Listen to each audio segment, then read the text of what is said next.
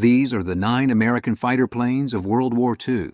One of them was so dangerous, U.S. commanders nearly banned it. Another was hated so much, Marines called it a flying coffin. Let's start with the worst one.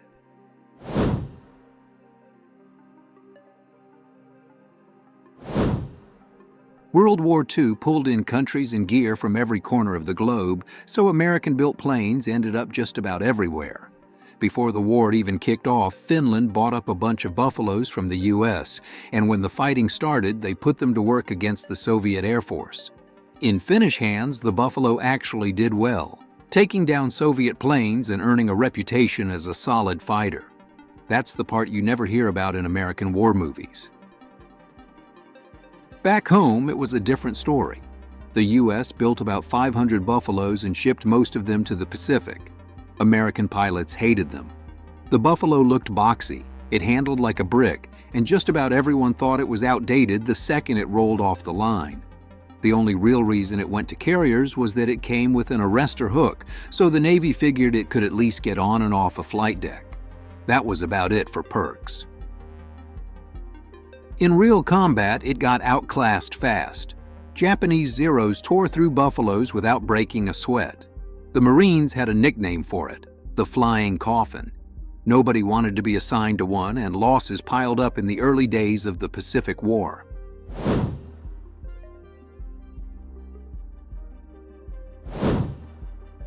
In the Pacific theater, the real game changer was the shift to carrier-based aircraft. Land-based fighters had the edge in performance, but carriers could bring the fight anywhere in the ocean, and that flexibility decided everything. From 1942 to 1944, the most common sight on American carriers was the Vought F4U Corsair. The Corsair was famous for a couple of reasons. The folding wings made it easy to pack more of them on a carrier, and the big plexiglass canopy didn't just look cool, it made bailing out a lot easier when things went wrong.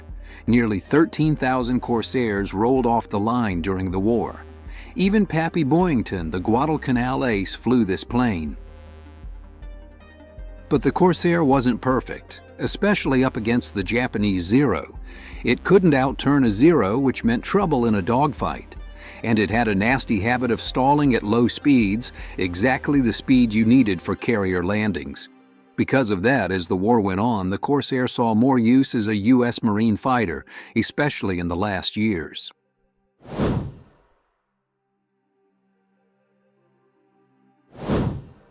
Eventually, the Navy needed something better suited for carriers, and that's where the Grumman F6F Hellcat took over. The Hellcat was designed with one thing in mind: slow, steady carrier landings. Grumman built more than 12,000 of them. Pilots loved the Hellcat, and the stats show why. Against the Japanese Zero, it racked up a kill ratio of over 12-1. Nobody else came close to that kind of performance. The Hellcat started showing up in 1942, but by 1943 it was everywhere, as the Navy phased out older planes like the Corsair. Like its predecessor, the Hellcat had folding wings for easy carrier storage, but as a carrier fighter it was simply in a league of its own. It claimed more air victories than any other Allied carrier-based plane during the war. On top of all that, it was cheap. Building a Hellcat cost just 70% of what it took to make a P-51 Mustang. Fast, deadly, easy to fly, affordable. That's why the Hellcat became the backbone of the Navy's air power in the Pacific.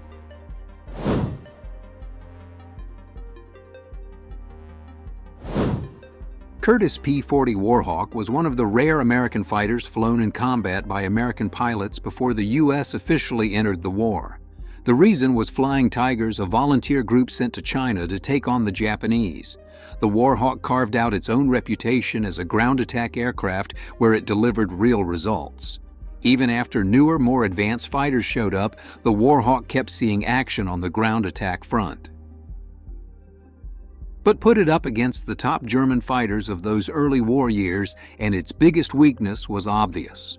The P-40 just didn't have the power to match the Luftwaffe's best, especially in air superiority roles.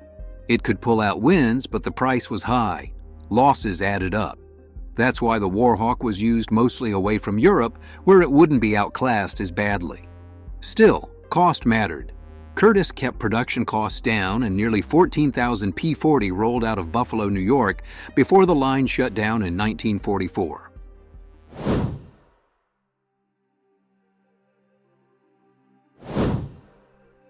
Before the Warhawk, there was the Curtiss P-36 Hawk. This was the model that actually scored the first American air victories of World War II, specifically at Pearl Harbor. The P-36 was already on its way out when the U.S. got pulled into the war, but it played a role in the December 7th counterattack. Only 215 P-36 were built for the U.S. at a unit cost of $23,000, a bargain for the time. Most of the Hawk's combat record actually happened overseas. The P-36 got exported in huge numbers. The French Air Force relied on it during the Battle of France. Even though the Hawk only made up about 13% of French fighter strength, it accounted for nearly a third of all their air victories against Germany. For a plane that was nearly obsolete at the start of the war, that's a serious legacy.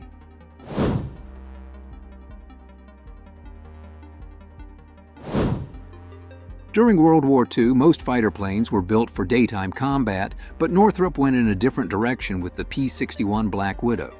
This was the first American plane designed from the start specifically for night fighting.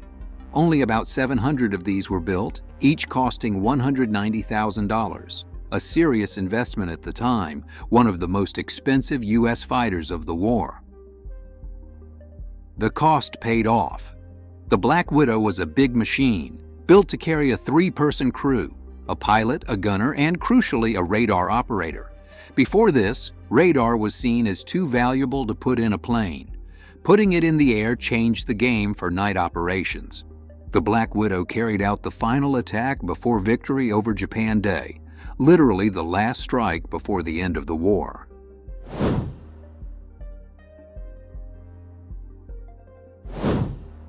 The Republic P-47 Thunderbolt had a totally different reputation. More than 15,000 were built, and at $83,000 per plane, they were everywhere by the end of the war. These weren't just fighters either. The P-47 could do ground recon, escort missions, dogfights, and thanks to its design, it could be loaded up with bombs and used as a fighter bomber. Pilots loved the firepower. 850 caliber machine guns up front, with a bomb load that meant it could hit targets on the ground just as hard. With that many Thunderbolts in the air, it was only a matter of time before one ended up in enemy hands. At least one P-47 was captured and flown by the Germans for their own ground reconnaissance.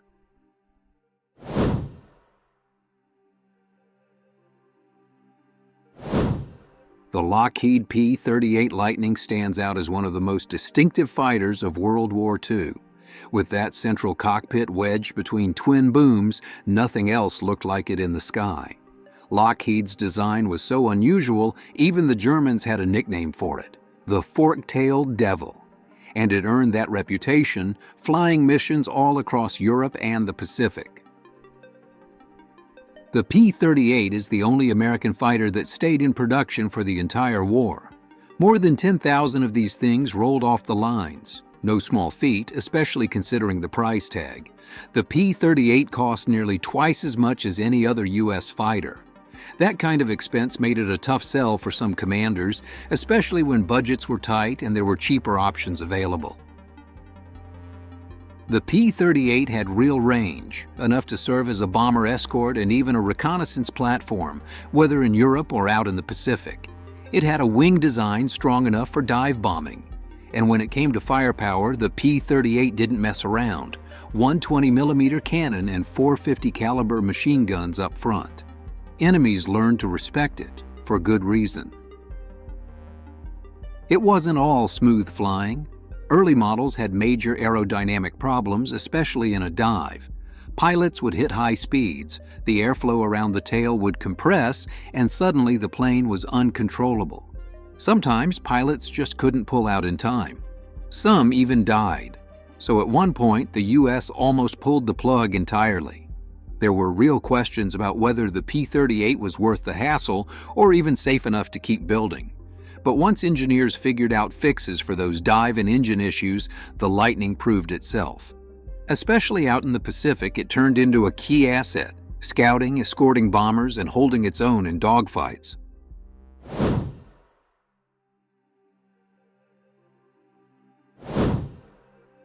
The North American P-51 Mustang is pretty much the gold standard for American fighter planes. No other U.S. fighter was as widely used or as well liked, over 15,000 built starting in 1942, all for about $50,000 per plane. That's not a huge jump in cost for something that ended up changing the whole air war. The game changer was the British upgrade. They took the basic P-51 design and swapped in Rolls-Royce Merlin engines. That pushed the power up from 1,200 horsepower to 1,620 and bumped top speed from 390 to 440 miles an hour.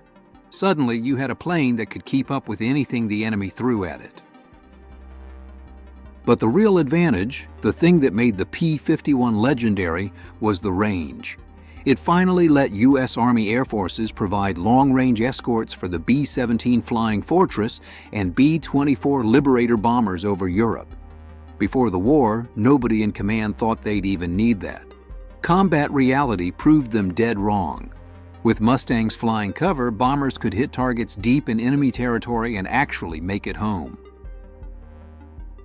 The P-51 didn't show up in the Pacific until late in the war, mostly because it was built for land-based operations, not island hopping.